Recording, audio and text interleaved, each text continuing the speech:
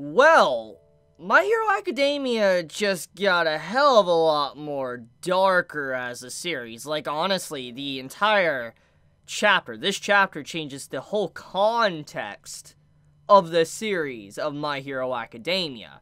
Like, let me dive into it. So we all know about how Hero Society, even since the very beginning, isn't working properly. We've seen this over and over and over and over and over again, with many different perspectives from Horikoshi Sensei himself, letting us know through different characters, different arcs, etc., of how stuff is just not working right, through Gentle, through Overhaul, through Eri, through Shigaraki, through Twice, Toga. The list just goes on and on. There's so many characters on the hero side and on the villain side that's been done in a very wrong way, and it's created more animosity, more disdain, or showing that the system is definitely throwing away people that are lesser, people that it deems lesser even though they're really not, like Shinzo. Shinzo is a good example. Shinzo is a character that is labeled kind of like a villain because he has a villainous-like quirk that is, control. He can control your mind control. But when you think about, like, everything, this chapter just gives so much more context that it's actually freaking scary. I do wonder how long Horikoshi has been cooking up this twist in the story, because it makes sense that it was always there.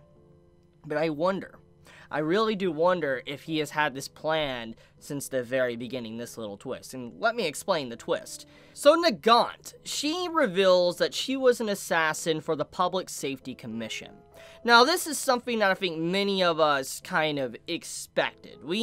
I think all at this point knew she was probably someone that either was killing people, killing villains, killing something, but really just having it laid out before you within this chapter just makes it have so much more meaning. It's no longer guesswork, it's no more theories, it's just straight up truth now. It is actually a part of the story. Nagant, she actually dirtied her hands to keep the wheels of the Hero Society continuously moving. While All Might was on the surface continuously saving people, someone that was constantly shining and being the symbol of peace, you had someone in the bottom, below the pillar, that was doing this very shady work, that was getting rid of those that All Might wasn't getting rid of people permanently, that would start more problems and lead to people distrusting heroes themselves. And seeing how now we know what happened and what the Public Safety Commission was doing, this lets us realize why there's so many heroes that don't seem to be, like, have any problems. Like, they seem to actually be perfect. They have this idolism. They idolize, this hero society, and they, stick to the letter of getting rid of villains and being a true hero. This is something we have seen continuously. So many different characters have this viewpoint of being a proper hero. We've never really seen many shady heroes. This is something that is very uncommon. The only time we've really ever seen a shady hero, I'm not counting Endeavor, because Endeavor just has his family issues. We're talking about legitimate shady heroes doing disgusting things behind the scenes. Was through the whole, My Villain Academia arc, with some of the heroes working with the Paranormal Liberation Front, with, Redestro.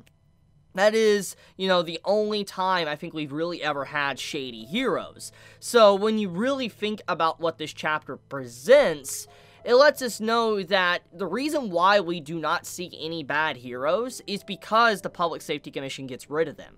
Which, that's very scary. It's very scary. Because it lets us know all this happiness and rainbows that we have been continuously seeing throughout the series is a lie. It's a straight up lie. We've known, but it's even more than a lie than we realized, because now we know why there's no heroes stepping out of line. It's not because they don't want to, it's that the ones that do are just, they vanish. Which this leads into the next thing. Stain.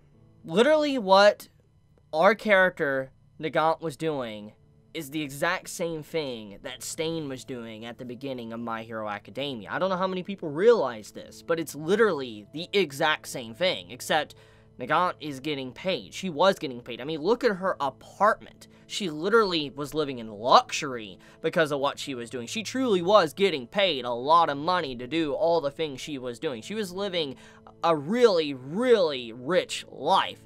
So the Public Safety Commission has a lot of pull, a lot of money, able to do what they want to do, etc. They're able to manipulate media, all of that, to get what they want. And when you see Stain now, we realize that Stain literally is everything that Public Safety Commission was doing, except he was more open about it. And at the same time, because of how popular he got and, you know, his fundamentals and everything, it made it to where I'm assuming the Public Safety Commission couldn't get rid of Stain. Because if Stain just mysteriously disappeared, there would be a lot of things that would happen. People would start to look at the Hero Society in a very wrong way. It would do more damage to get rid of Stain. Because I know that's probably what many were maybe thinking while reading this chapter. For instance, if, you know, certain villains are so bad that they need to die, you'd think Stain would have been dealt with. But no, once again, if Stain would have been killed, it would have led to more backlash. Because such a high-profile figure as Stain just radically disappearing would have been so weird. People have been like, so he was silenced.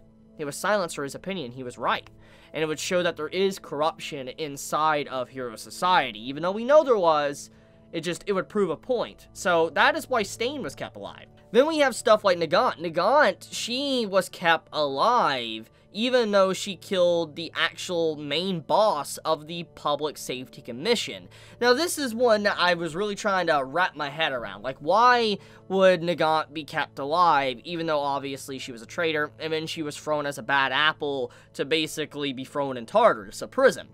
And what I came to is they were probably trying to brainwash her. That's what I'm assuming. They were either trying to brainwash her and make her kind of come back to their side because they might need her. I feel like something along the lines that's what was going on. Is that is why she did not get killed and executed even though they tried to get rid of her. And so they've been carefully laying out this pretty picture that, you know, heroes can do no wrong. Heroes are in the right, while villains, even if you're a purse stealer, you're basically the equivalent of a monstrous murderer that needs to be put away for good. There is so much about this chapter that just shifts everything. The entirety of this series has fundamentally been shaken to its core, because it makes me wonder if there's any characters we've seen throughout the series that have vanished and we're unaware of it. I do wonder. I really do wonder about that now, because that's what you're led to believe thanks to what we saw within this chapter. But okay, let's talk about other things. One of the things I do want to talk about is the fact that Nagant, as a character, I feel like after finding out her backstory and everything about her, I could definitely see her becoming a turncoat and not being on All for One's side. However, her being a part of All for One's side at the current moment makes a lot of sense now. Because what she said does make a lot of sense. She's like, at least a society ruled by All for One would be a hell of a lot more transparent. Which is very true. It would be chaos, anarchy, etc. But people would know what they're getting. They wouldn't be literally lied to and brainwashed to such a degree. I mean, All for One would definitely do the same thing in different ways, but there would be a lot of more transparency about it. And I do think that's very interesting, honestly, is that she wants a society that's more open about just how things function. Because, like, she was correct. Society literally broke apart in such an easy way. With All Might literally stepping down, things have slowly just spiraled out of control. I mean, you could kind of even tie it back to with Stain. When Stain really stepped up and revealed himself and all that, and he became very popular, society really started to become unraveled. But it was really All Might stepping down that caused the inevitable to happen, to where Hero Society would just come crumbling on down. So yeah, it's honestly a good thing that Hero Society at this point is being crushed and destroyed, because it's like, there needs to be people to realize what's really going on in this world, and that it isn't sunshine and rainbows, and you really need to separate who's actually a true hero and who is a villain. There's so many things about this entire chapter that's just truly amazing. I really like what this chapter has to offer to us readers of My Hero Academia. So, will Izuku be able to talk some sense into Nagant? I mean, I believe she will. I believe she will see that Izuku is trying to understand both sides, but I think at this current point, she's probably going to think he's too naive. But we probably could assume she probably has a weakness towards children. because we even see where she tries to shake a hand of children, she, like, backs away, recoils, because she sees blood on her hands after everything she does. And I feel like when she looks at Izuku, she's gonna think of the same thing as a child, and she doesn't want to get rid of him and throw him to the wolves that is, you know, All For One and everyone else. I feel like she will try to be a little bit different, because currently what she's doing is kind of very similar. She's just continuously being an assassin slash hitman for All For One instead of the public safety commission, and if she really wants to be different, she needs to go down a different path. Izuku might show her a different alternate, which, that's the next thing to talk about. Chisaki, overhaul, at the end of the chapter. Oh my goodness, like, Izuku's put into a very interesting position right now. He has to save Overhaul. I mean, we know Izuku's gonna save him. Like, that, it fits with the fundamentals of Izuku's character. He will save anybody in front of him, even a villain, even Shigaraki. He'll save even probably All For One. He would save someone in front of him because he doesn't think someone is lesser than the other. Everyone deserves to be saved. That's what Izuku truly believes. He believes that, you know, just because you're a villain, just because you're a hero, doesn't mean that, you know, one gets more rights than the other. You know, that they both deserve to be saved and not be killed. So he's definitely going to jump in and try to save Chisaki. The question, though, is what is, you know, Nagant going to think about Izuku doing that? Because we don't really know if Nagant knows about Overhaul's connection with Izuku. We don't know that. We don't really know if she is aware of the fight between the two. And if she is aware, maybe she's testing Izuku to see if he actually will save a villain, a known villain, or if he will allow him to die, especially after every despicable thing he's done.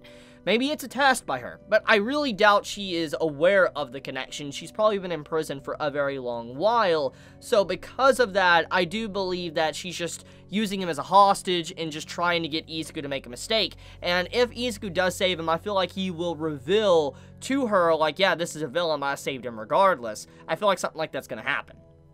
But that's basically about it. This is a really crazy chapter.